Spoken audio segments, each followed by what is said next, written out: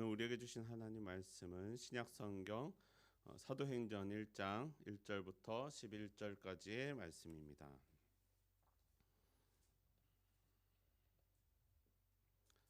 사도행전 1장 1절부터 11절까지의 말씀입니다. 저와 여러분이 한 절씩 교독하겠습니다. 데오빌로여, 내가 먼저 쓴 글에는 물은 예수께서 행하시며 가르치시기를 시작하심부터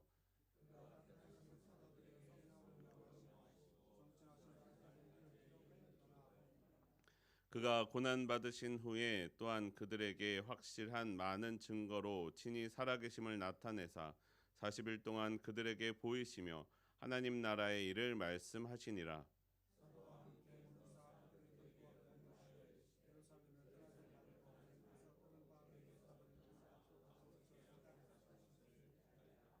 요한은 물로 세례를 베풀었으나 너희는 몇 날이 못되어 성령으로 세례를 받으리라 하셨느니라.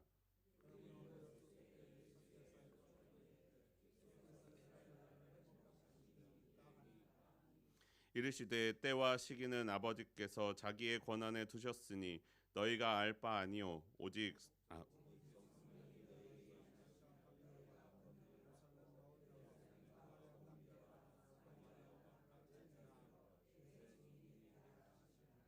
이 말씀을 마치시고 그들이 보는데 올려져 가시니 구름이 그를 가리어 보이지 않게 하더라.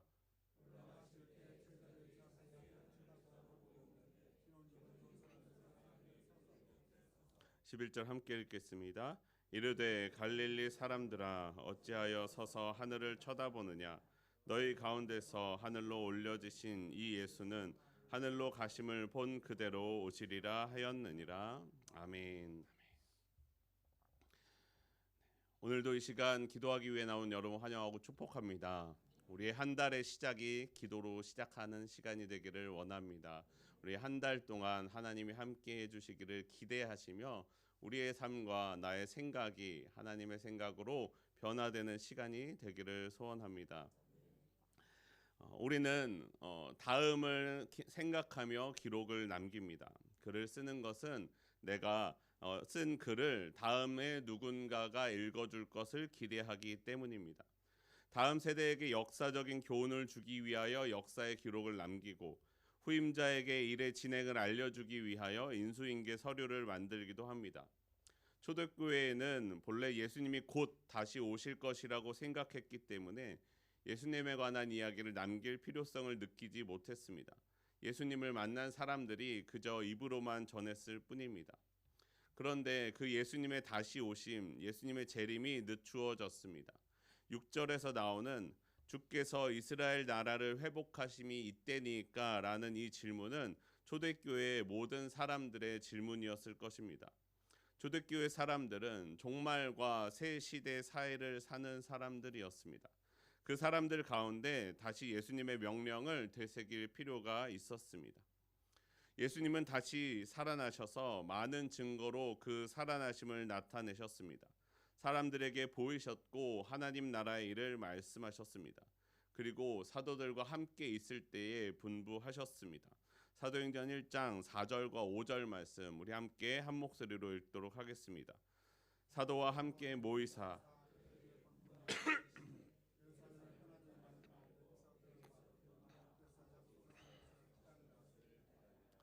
요한은 물로 세례를 베풀었으나 너희는 몇 날이 못되어 성령으로 세례를 받으리라 하셨느니라.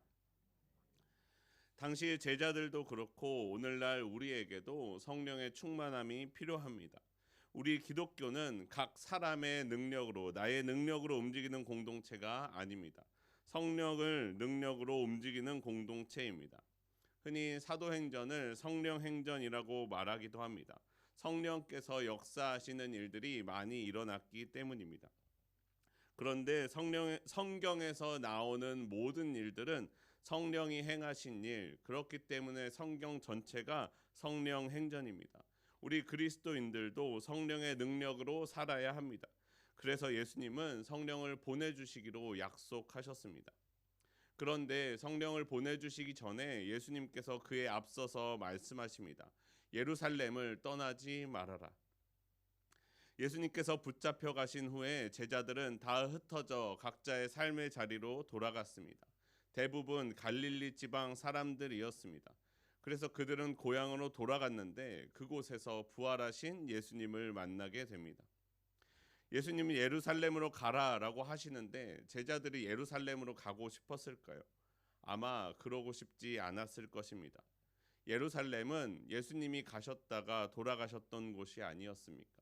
그리고 베드로가 예수님을 모른다고 부인했던 곳이었기 때문입니다. 제자들도 들어가면 언제 죽임을 당할지 모르는 곳이기 때문입니다. 예루살렘은 제자들이 생각만 해도 힘든 곳, 가고 싶지 않았던 곳이었을 것입니다. 그런데 예수님께서는 제자들에게 그곳을 떠나지 말라라고 말씀하십니다.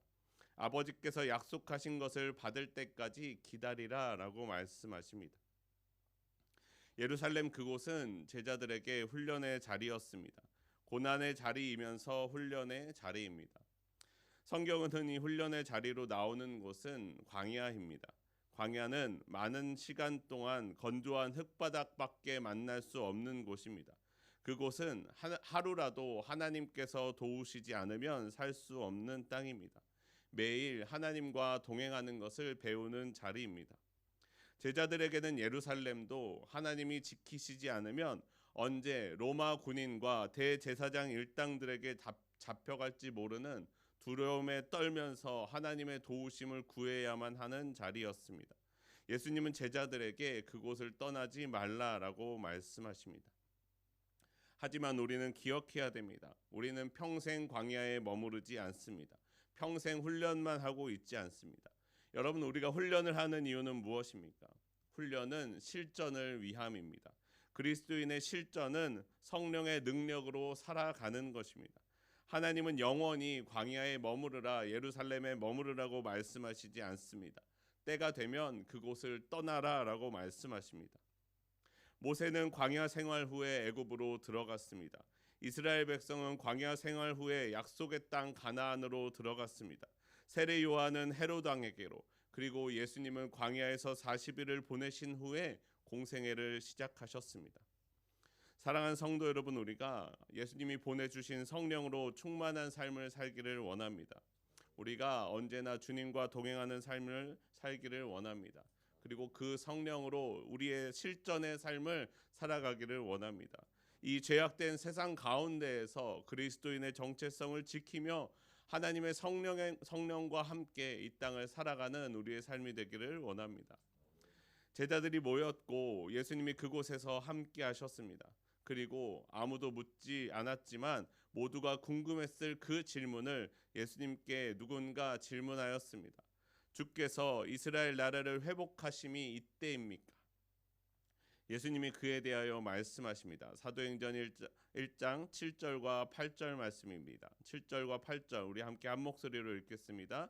이르시되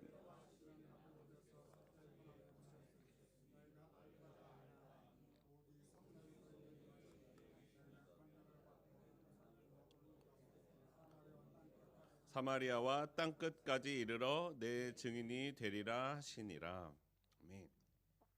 하나님께서 이스라엘을 회복하시는 그날은 언제일까? 그것은 당시 이스라엘 사람들의 가장 큰 관심이었습니다. 오랜 세월 이방 민족들의 아수르와 바벨론의 그리고 페르시아와 로마의 계속해서 외부 나라들의 압제에 시달려온 이스라엘은 다윗의 때와 같이 이스라엘이 회복되기를 기대하고 있었을 것입니다. 오늘날 우리들도 가장 기다리는 날이 그날입니다.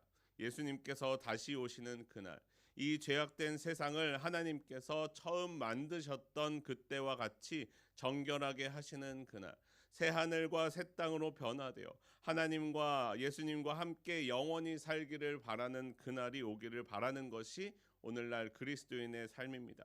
과연 그날은 언제 올 것인가 하고 궁금해지고 기다려집니다. 하지만 예수님의 관심은 거기에 있지 않으셨습니다. 내가 예수님의 증인이 되는 것이 예수님에게는 더 중요했습니다. 여러분, 보통 귀한 것은 나만 알기를 바라는 경우가 많이 있습니다.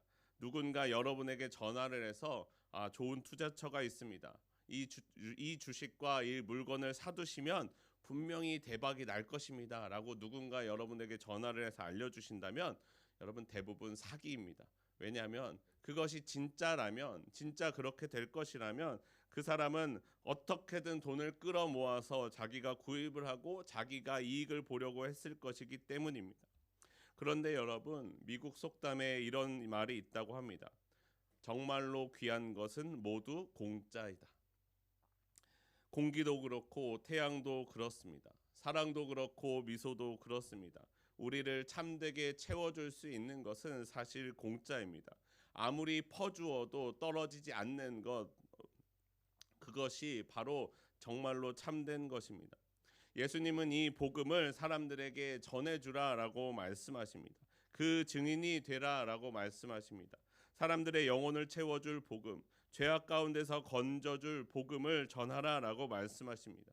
너희가 그 복음을 전하면 너희의 것이 잃어버리고 다른 사람들의 것만 채워지는 것이 아니라, 그것이 고갈되는 것이 아니라 더욱 풍성해질 것이다라고 말씀하십니다. 예수님에게 더 중요했던 것은 그 일이 언제 일어나느냐가 아니었습니다. 그것은 분명히 반드시 일어날 것이기 때문입니다. 그리고 그 일이 있기 전보다 그 일이 있기 전에 보다 많은 사람들이 돌아오게 해야만 하셨습니다. 예수님의 복음을 전해 죄로부터 돌이켜 회복하게 하셔야 하는 것이 예수님에게는 더 중요했습니다. 여러분, 하나님이 성령의 능력 그리고 은혜를 우리에게 베풀어 주셨습니다. 여러분, 우리는 그 능력으로 무엇을 해야 할까요? 예수님께서는 복음을 전하라라고 말씀하십니다. 너희가 서 있는 그 예루살렘으로부터 온 유다와 그리고 사마리아 그리고 땅 끝까지 이르러 복음을 전하라라고 말씀하십니다. 여러분, 땅 끝까지입니다. 나에게 가장 먼 곳, 그곳이 나의 땅 끝입니다. 사실 어쩌면 여러분, 누구에게 복음 전하기가 가장 어려우신가요? 가장 가까이 있는 그 사람, 우리의 가족들, 그 사람들이 나의 땅 끝일지도 모릅니다. 그런데 내가 가장 복음을 전하기 어려운 그 땅 끝까지 하나님께서 성령의 능력으로 복음을 전하라라고 말씀하고 계시는 것입니다. 여러분, 나를 통해 주님의 복음이, 예수님의 복음이 전파되기를 원합니다. 저와 여러분의 삶이 예수님의 복음을 전하는 은혜의 통로가 되기를 원합니다. 예수님은 이 말씀을 마치시고 하늘로 올려져 가셨습니다. 구름이 예수님을 가리워서 보이지 않게 되었습니다. 아마 이때 제자들은 예수님이 올라가신 하늘을 하염없이 쳐다보고 있었던 것 같습니다. 여러분, 누구나 당연하지 않겠습니까? 그러나 그때 흰옷 입은 두 사람이 그들 곁에 서서 이야기합니다. 사도행전 1장 11절 말씀입니다. 11절 말씀 함께 한 목소리로 읽겠습니다. 이르되 너희 가운데서 하늘로 올려져신 이 예수는 하늘로 가심을 본 그대로 오시리라 하였느니라. 아멘. 교회는 예수님의 죽으심과 하늘로 올라가심을 바라보고 있는 사람들이 되어서는 안 됩니다. 교회는 예수님의 죽으심을 추모하는 추모 공동체가 아니기 때문입니다. 우리는 이 땅을 살아가면서 예수님의 말씀과 예수님의 명령을 지켜 행하는 공동체가 되어야 합니다. 우리는 이 땅을 살아가면서 예수님의 말씀대로 성령을 기다리는 공동체입니다. 그 성령과 함께 살아가는 공동체입니다. 그냥 할 일 없이 하염없이 하늘을 바라보며 언제나 오시려나 하고 기다리는 공동체가 아니다라는 것입니다. 적극적으로 기도하며 기다리는 공동체가 바로 교회입니다. 기다리는 것, 여러분, 사실 우리는 기다리는 것을 잘 하지 못합니다. 여러분, 저도요, 당장 컴퓨터에 무언가 로딩창이 돌고 있는 것을 가만히 참고 기다리지 못합니다. 마우스를 계속 움직이고 인터넷 창을 몇 번 올렸다 내렸다 하면서 언제나 뜨려나라는 것을 자꾸 클릭하고는 합니다. 그런데 그런다고 더 빨리 뜨는 것도 아닌데 괜히 마우스를 움직이면 더 빨리 뜰 것만 같습니다. 그 인터넷을 더 빠르게 하는 방법이 있습니다. 돈을 주고 더 비싼 회선을 쓰면 됩니다. 그런데 여러분, 생각해 보십시오. 저의 핸드폰도 3G에서 LTE로, LTE에서 5G로 넘어가는데 물론 처음에 바뀌었을 때는 와 빠르다 하는데 한 달이 지나고 두 달이 지나면 그것도 느립니다. 어떻게든 그것도 조금 더 빨리 쓰고 싶어서 여전히 답답해하고는 합니다. 그런데 여러분, 제가 성지순례 관계로 이탈리아에 갔던 적이 있습니다. 그곳에 가면요, 이탈리아는요 인터넷이 우리나라보다 훨씬 느립니다. 도저히 답답해서 쓸 수가 없습니다. 한국에서는 쉽게 뜨던 것들도 그곳에서는 영 되지가 않습니다. 도대체 이 나라는 왜 인터넷 속도가 이것밖에 되지 않느냐라고 가이드분에게 물어봤더니, 정작 그 나라 사람들은 그 느린 속도에 별로 답답해하지 않는다고 합니다. 그러면서 가이드분께서 인터넷을 느리지 않게 사용하는 비법에 대해서 알려주셨습니다. 그것이 뭐냐면요, 여러분, 인터넷 창을 켜고 빨래를 돌리러 갑니다. 그러면 어느 순간 화면이 떠 있습니다. 그리고 로그인 버튼을 누르고 이제는 빨래를 널러 갑니다. 게시글 하나를 누르고 요리를 하러 갑니다. 이런 식으로 자기 일들을 하나씩 하나씩 하면서 인터넷을 하면 그냥 느린 인터넷 속도도 그냥 그럭저럭 할 만한 속도가 된다고 합니다. 여러분, 예수님께서 우리에게 다시 오실 예수님을 기다리라라고 말씀하셨습니다. 하지만 가만히 앉아서 하염없이 하늘만 바라보면서 기다리라고 말씀하시지 않았습니다. 우리에게 사명을 주셨습니다. 그리고 그 사명을 행하면서 기다리라라고 말씀하십니다. 좋은 생각에 실린 기다림에 관한 글이 있습니다. 기다림이란, 화면 띄워주세요. 기다림이란 당신이 나에게 오기까지의 시간이 아닙니다. 내가 당신에게 가기까지의 시간입니다. 기다림이란 당신이 바뀌는 시간이 아니라 내가 바뀌어가는 시간인 것입니다. 내가 변하면 당신이 어디에 있는지 우리는 반갑게 만날 것입니다. 당신이 변하기를 바라는 것은 희망입니다. 내가 변해가는 것은 사랑입니다. 아마 이 글은 사랑에 관한 글로 누군가 썼겠지만 예수님을 향한 우리의 생각과도 맞닿아 있는 것 같습니다. 여러분, 우리는 기다림을 통해 변해갑니다. 기다림을 통해 믿음을 배워갑니다. 우리가 기다릴 때에 하염없이 하늘을 쳐다보면서 기다리는 것이 아니라 우리가 이 땅 가운데 사명을 행하면서 기다릴 때 내가 변해가고 이 땅이 변해갈 것입니다. 사랑하는 성도 여러분, 예수님이 다시 오실 그날을 기다리시기를 바랍니다.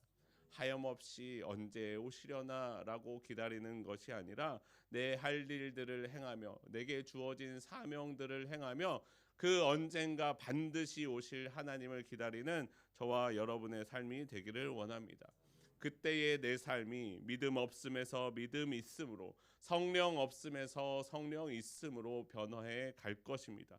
그리고 그때 다시 오신다 약속하신 주님께서 반드시 우리 가운데 다시 임하실 것입니다.